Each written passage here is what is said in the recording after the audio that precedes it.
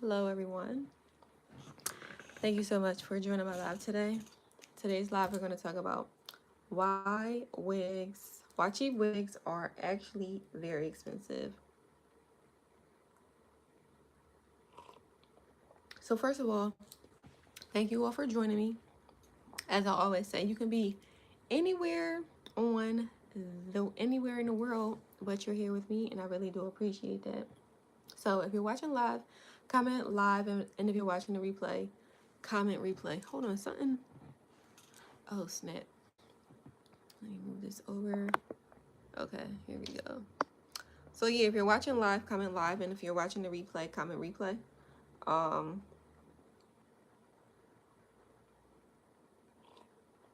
I got some very hot tea, like it's really hot. Well, anyway, I'm Janae. I'm a wig maker, and I want to help women across the world become knowledgeable about wigs and to never go into their wig purchase blindly. So if this is what you're into, share, subscribe, and like this live so it can reach everybody who it needs to reach. So today I'm breaking down why cheap wigs are actually costing you a lot more in the long run and how to get quality units and build a better wig collection. So before we begin, if you want to discuss your whatever you want, if you want to discuss wigs, how to purchase wigs, schedule a complimentary consultation, and also get the elevated wig investment guide. The links are in the description. All right, so let me tell you all about a time where I purchased a very cheap wig. So this was a while ago, and I mentioned it pretty frequently in some of my past lives and past videos about a time where I purchased a beauty supply store wig. Now, this was a wig. I was actually very low on funds. I was at a bad time of my life. And I think I was starting a new job, or I don't know if I think I was starting to do a new job. I can't remember. It was in my very late teens. I think I was like 19 years old or whatever. So hold on. So I got this wig from the beauty supply store, and the style of it, it was cool. The style was cool. It was about shoulder length, something like that. It wasn't nothing too long. I didn't have a lot of money, so I got this wig. The style was cool, but I wanted to have like a little bend to it. I wanted a little bend at the ends. But so I got my flat iron. I hit the ends with a little bend, and the bend melted. Like the ends of the hair melted.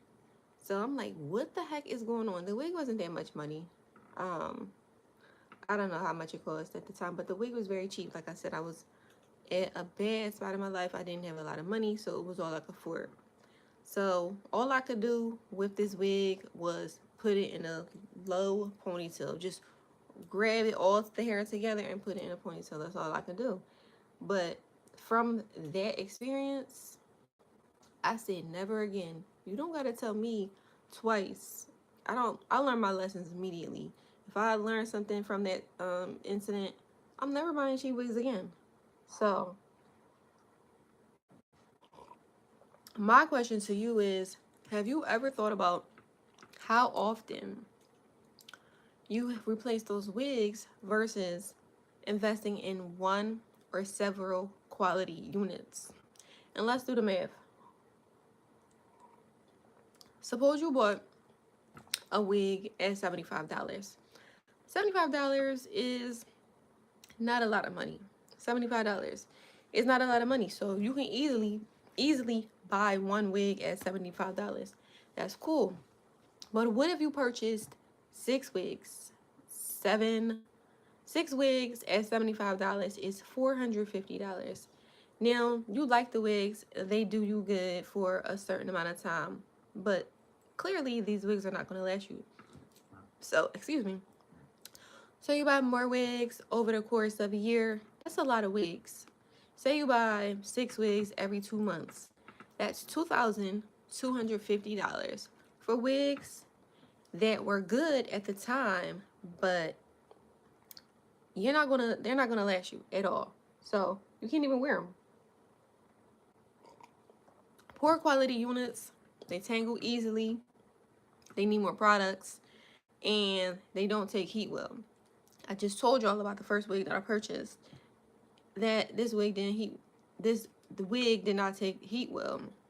So now you're buying more products, you're buying more heat protecting spray. You're thinking like you're spraying and spraying the wig, when in reality it's not the heat protecting, it's the wig. It's the what the wig is made from.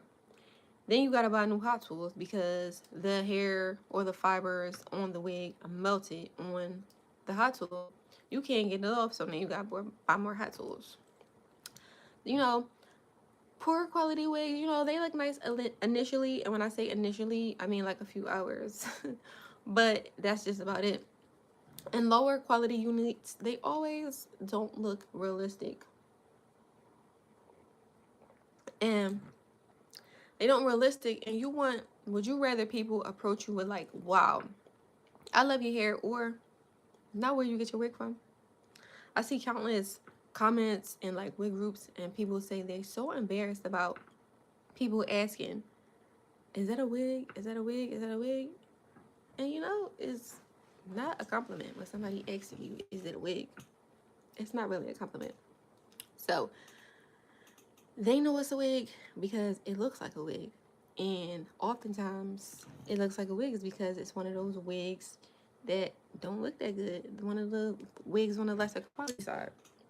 So I want you to check out my past live. I'm going to put it in like the end of the notes of this video about what makes a great wig.